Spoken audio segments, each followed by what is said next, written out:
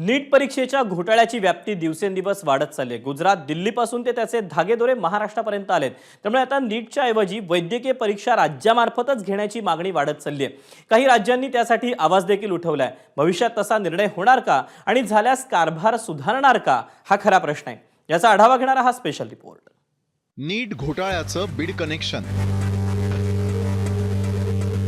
घोटाळ्यातले 7 विद्यार्थी बीडचे। वैद्यकीय परीक्षा राज्यांमार्फत घेतली जाणार। नीट पेपर फुटी प्रकरणाचा तपास केंद्र आता लातूरऐवजी बीडकडे सरकलंय। आरोपींकडे सापडलेल्या 14 ऍडमिट कार्ड पैकी 8 कार्ड बिहारचे आहेत।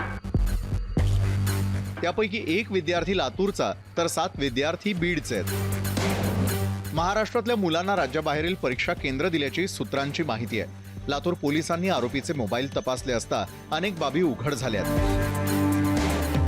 आरोपीने केलेले विविध ठिकाणचे आर्थिक व्यवहार, दिल्लीतला आरोपी गंगाधर सोबत झालेले आर्थिक व्यवहार, त्यांच्या मोबाईलमध्ये आढळलेले 14 ऍडमिट कार्ड, परराज्यातल्या वेगवेगळ्या नीट सेंटरची माहिती। नीटचं कनेक्शन मुंबईपर्यंतही आलंय। साकी नाक्यामध्ये नीट विद्यार्थ्यांचं मार्गदर्शन केंद्र एका महिन्यात बंद करून फरार झालेल्या आदित्य देशमुखचा अखेर शोध लागलाय। तो हैदराबादचा राहणार आहे। त्याला सध्या कर्नाटक पोलिसांनी अटक केली आहे।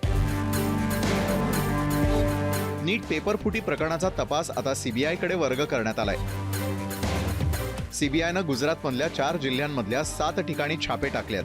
दिल्लीच्या हजारीबागमधून जमालुद्दीन नावाच्या पत्रकाराला अटक करण्यात आली आहे। लातूरमध्ये 4 जणांवर गुन्हा दाखल करण्यात आलाय। या घोटाळ्याचे पडसाद विधिमंडळातही उमटले। 2 लाख विद्यार्थी आता न्यायाच्या अपेक्षेमध्ये आहेत। राज्यामध्ये ठिकठिकाणी मोर्चे निघाले जात आहेत। आंदोलन पोरांचं पेटलेलं आहे। काल परवा नांदेडमध्ये 15,000 विद्यार्थी रस्त्यावर आलेत। 2 लाख विद्यार्थीपेक्षा अधिक विद्यार्थी महाराष्ट्रातून परीक्षेला बसतात। यांचा भविष्याचा प्रश्न काय? माझं एवढंच मत आहे अध्यक्ष महोदय की आपण हे जे काही दलाली सुरू झाली काय या नीट परीक्षेमध्ये, तर राज्याचं काय भविष्यातील स्वतंत्र धोरण असणार आहे? काय चौकशी सुरू केली आहे? स्वतः केंद्र सरकारने त्याबद्दलचं बिल ताबडतोब त्याच्याबद्दलचा अध्यादेश काढलेला आहे। आता इथून पुढे पेपर फुटीच्या संदर्भातले जे प्रकार घडायचे त्याच्यामध्ये अनेक जण इन्व्हॉल्व आहेत असंही पुढे आलंय। त्याची चौकशी चाललेली आहे।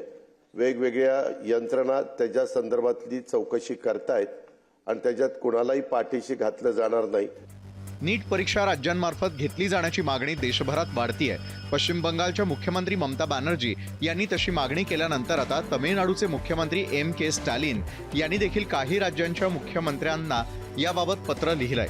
महाराष्ट्राचे उपमुख्यमंत्री अजित पवार यांनी देखील भविष्यात असा निर्णय होऊ शकतो असे संकेत दिलेत की देश पातळीवरती परीक्षा होती तर वेगवेगळ्या राज्याच्या पातळीवरती परीक्षा घेता येईल का, राज्यांना तसा अधिकार देता येईल का, त्याही बद्दल केंद्राने सांगितलं की ते आम्ही तपासून बघू। पहिल्यांदा आता ज्या पद्धतीचा कायदा केलाय त्या कायद्याचा कितपत परिणाम आपल्याला सगळ्यांना पाहायला मिळतोय हे बघितलं जाणार आहे। नीटचा घोटाळा उघडकीला आल्यानंतर केंद्र सरकारनं अनेक परीक्षा रद्द केल्यात। परीक्षेतल्या गैरव्यवहाराप्रकरणी तातडीनं अध्यादेशही काढलाय। एवढं सगळं करून नीटचा कारभार खरोखरच नीट होणार का, हा प्रश्न आहे। ब्युरो रिपोर्ट, ABP माझा।